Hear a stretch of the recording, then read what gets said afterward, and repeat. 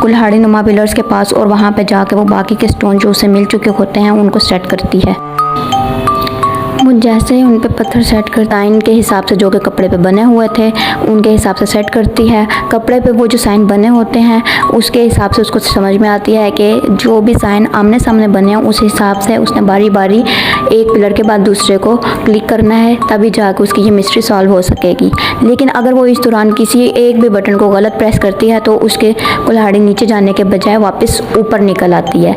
इसलिए वो बहुत एहतियात से ये काम करती है और सक्सेसफुली फिर उसके पिलर्स इंसर्ट हो जाते हैं ज़मीन के अंदर और उसके अंदर से एक पॉट सा निकलता है जिसके अंदर वो देखती है कि एक उस पीस को उधर एडजस्ट करेगी ताकि उसकी मिस्ट्री भी सॉल्व हो जाए और उसे उस बॉक्स में से कुछ मिल जाए। फिर वो उस बॉक्स तक पहुंचती है और ड्रैगन का जो पज़ल पीस है वो एडजस्ट करती है। उसके बाद वो उसके बटन्स को क्लिक करती है जो साइड पे बने हुए होते हैं और वो कलर वाले पज़ल मूव होना शुरू हो जाते हैं। अब उसको जो भी ड्रैगन के पर हैं उसके कलर के हिसाब से पज़ल पीसीस को सेट करना है। जहाँ पे रेड कलर का पर है वहाँ पे रेड कलर का पज़ल पीस रखना है और जहाँ पे येलो और वहाँ पे येलो।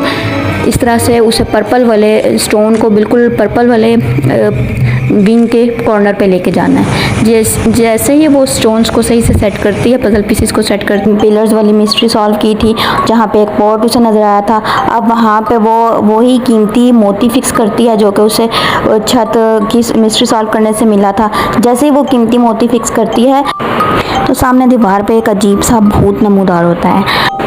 फिर वो कहता है कि मुझे क्यों डिस्टर्ब किया, तुम्हें किसी किस्म की मदद की ज़रूरत है क्या?